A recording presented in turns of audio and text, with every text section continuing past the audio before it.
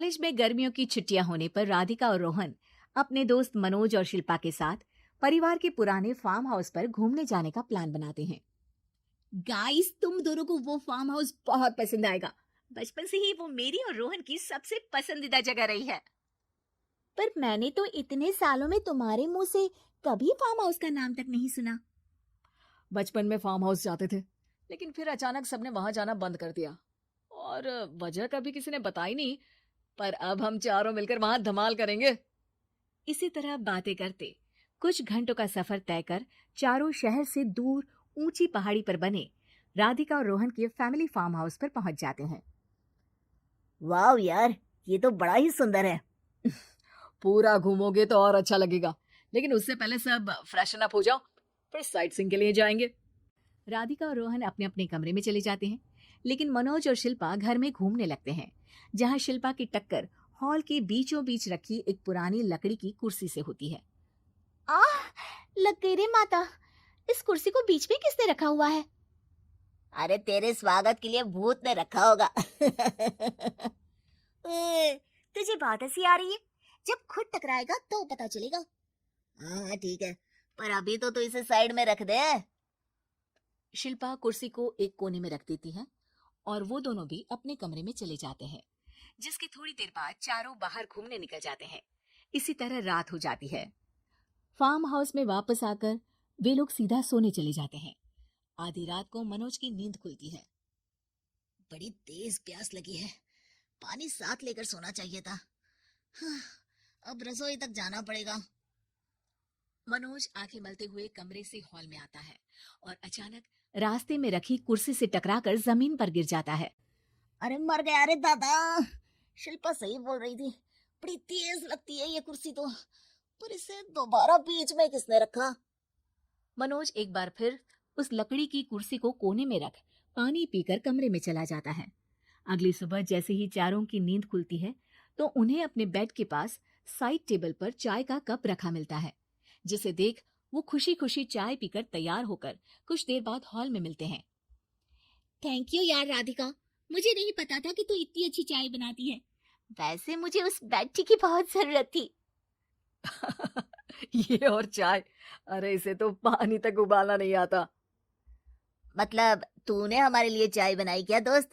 अरे चल पागल है क्या, इतना भी प्यार नहीं है मुझे कि तुम्हारे लिए बेड टी बनाऊं।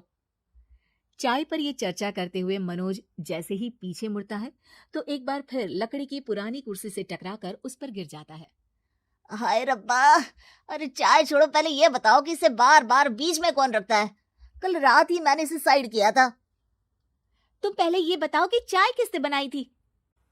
सबकी बातों को कुछ देर ध्यान से सुनने के बाद राधिका हैरानी से कुर्सी की तरफ देखने लगती है। भूत दीदी। राधिका की बात सुन आपस में झगड़ रहे सारे दोस्त शांत हो जाते हैं। ये क्या बोला अभी तूने?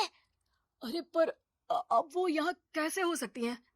क्यों नहीं हो सकती? हमने यहाँ आना छोड़ा था, पर उन्होंने तो घर नहीं छोड़ा ना। और याद करो, ऐसे बेड के पास कप रखना और कुर्सी को कमरे के बीच में रखना, ये सब वही तो करती थी। ये तुम दोनों किसकी बात कर रहे हो? अरे जो भी हो, कुछ अच्छा तो बिल्कुल नहीं लगता। अब देखो, डरने की कोई जरूरत नहीं है। वो सालों से इस घर में रहने वाली भूत दीदी है।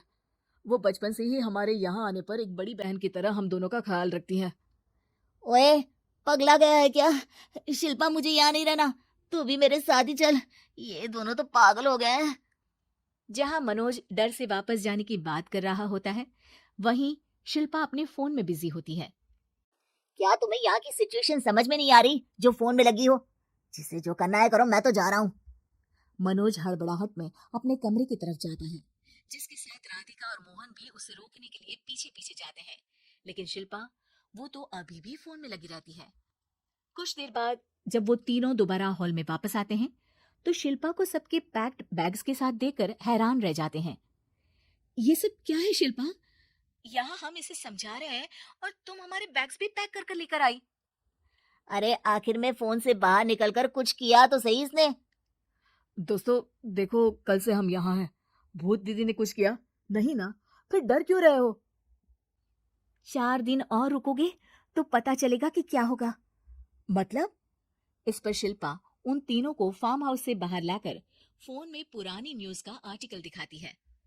सालों पहले यहाँ रह रही औरत ने अपने दोनों बच्चों को सुबह सुबह दूध में जहर पिलाकर मार दिया और फिर हॉल में उस कुर्सी पर खड़े होकर खुद भी फांसी लगा ली थी।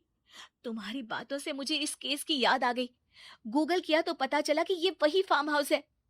अभी भी यहाँ रहना चाहते हो, जिससे कुछ दिनों में वो सबको थोड़ा थोड़ा जहर देकर मार दे?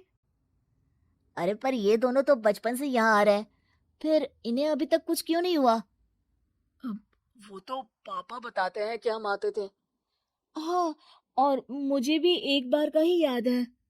वाह, और कहानियां तो ऐसे सुना रहे थे जैसे सदियों से यही रहते हो। तीनों ये बात कर ही रहे होते हैं कि अचानक फार्म हाउस में से एक आवाज सुनाई देती है। मैं यहाँ किसी को जिंदा नहीं रहने दूंगी, किसी को नहीं।